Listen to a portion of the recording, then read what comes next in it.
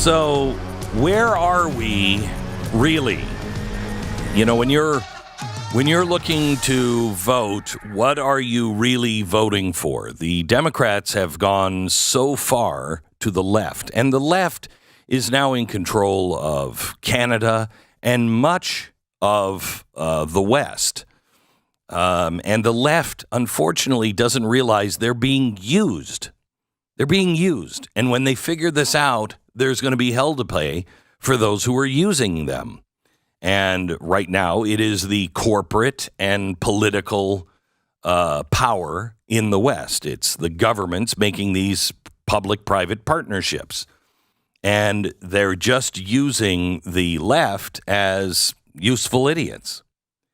And they have gone out of control. We just showed you that they were going after AOC. You can't. How do you go left of AOC? Well, they found a way. Now, here's Montreal. Montreal, there's a mob from the left shouting at a Jewish center. Now, listen to this. Go back home! Settlers, go back home! Settlers, go back home! Okay, so they're shouting at the Jews to go back home, and they've got Palestinian flags. What? Well, wait a minute. Where should they go? Germany? Russia? Where is their home? That's the whole idea of the Jewish state. They have a home. But why should Palestinians be left in Canada and Jews not? Do Jews just have to stay in Israel? There's no common sense thinking here at all. There's no logical thinking. Well, then you have Michael Moore. He says he knows who the enemy of the Palestinians and the Jews are. Listen. What is the crime? Because according to my knowledge of history, the enemies of Israel who have been persecuted, the Israelis, the Jewish people of this world have been persecuted for 5,000 years. But for the last 2,000 years, most of the persecution has come from white, European-centric Christians. That's been your enemy. No Palestinian helped to build Auschwitz. No Palestinian stood on the docks of New York City when boatloads of Jewish refugees trying to escape the Holocaust came here to be protected by this country and were turned away at the docks in New York and sent back to Germany to die. No Palestinian did that. No Palestinian ran the Spanish Inquisition. Democrats. Your enemy is not the Palestinian people. It is white, Christian, European people who have been slaughtering Jews for the last 2,000 years. Okay, stop. First of all, we know history. We know history, but we also know that the Ottoman Empire and the Muslims have been against the Jews as well forever. And also in a lot more recent history, too. It's not just, you don't need to go back thousands of years to find Arab nations. It's still going on in the ancient ways. Yeah. Still going on.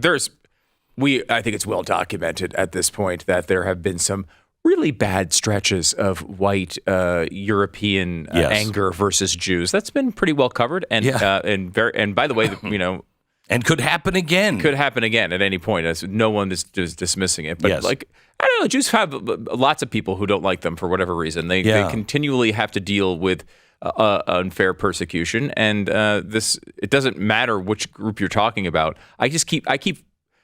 It's so fascinating how they keep acting like it's a genocide, right? Like this is not how genocides look.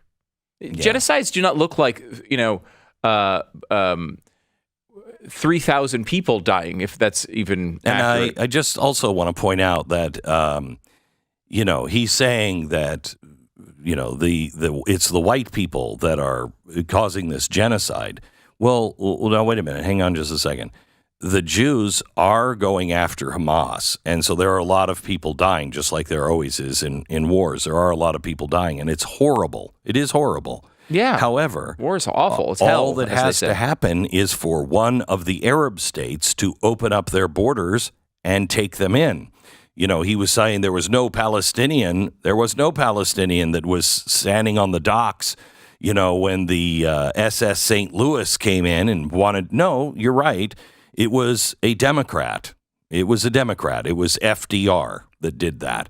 However, this time, as the Palestinians are trying to get out, Egypt has closed their borders.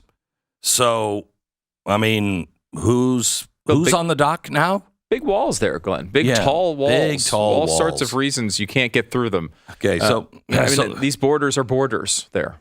So there's another cut that I want to play. Some more, threats to democracy.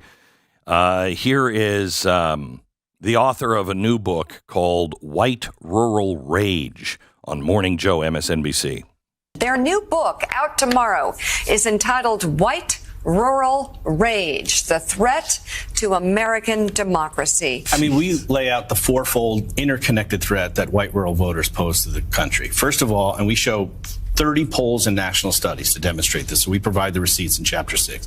They're the most racist, xenophobic, anti-immigrant, and anti-gay geodemographic group in the country. Second, they're the most conspiracist group. QAnon support and subscribers, election denialism, COVID denialism and scientific skepticism, Obama birtherism. Third, anti-democratic sentiments.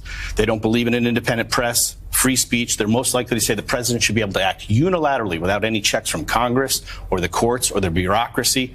They're also the most strongly white nationalist and white Christian nationalists. And fourth, they are most likely to excuse or justify violence as an acceptable alternative to peaceful public discourse. Unbelievable. So this is the narrative, and I don't think it's disconnected, just like Cookie Monster says Cookie's getting smaller, and then the White House coming out and saying Cookie Monster is right, and we've got to do something about it. This is the same coordination. They are painting half of the country as an enemy. In fact, here's Whoopi Goldberg. Well, the Supreme Court won't hear oral arguments until the end of April. Now, let's look at a scenario where the Supreme Court says, yes, he has all those rights. He is immune from everything. Yeah. You know what Joe Biden could do since he is presently president? What? Whoa. He could throw every Republican in jail. Yeah. I mean, he could. That's one of the most fascinating clips of all time, and the radio does not do it justice. Because this is not her just coming up with something off of the top of her head. This is prepared on a card for her. Mm-hmm. She has prepared to say that she believes the president of the United States can arrest every Republican. Mm-hmm. Someone on her crew was like, "Oh, we fact-checked that one, and that's true. That's how this country works." And so, what a dolt! I just want to point out that we have people shouting at Jews, "Go home." We have Michael Moore saying the enemy is not Palestinians, but it's white Christians. We have two authors pushing a narrative that's coming from the White House. White rural voters are a threat to democracy. We have Whoopi Goldberg saying that you could just throw Republicans in jail, which does not sound very democratic to me.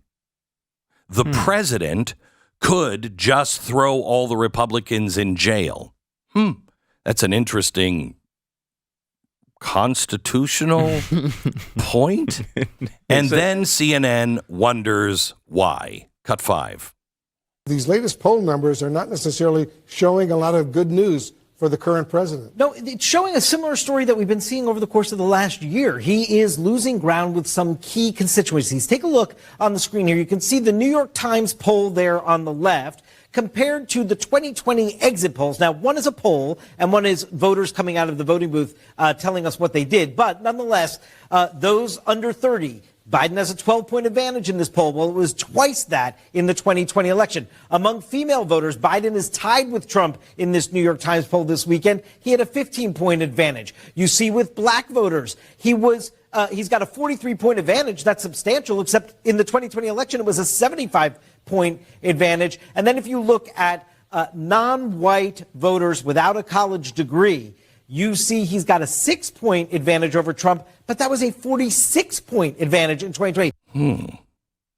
Now, between what's happening in the world, what's happening at the grocery store, what's happening with your job, and what the left is telling you, that we should put people in jail just because of the way they think, or that half the country should be arrested or they are domestic terrorists.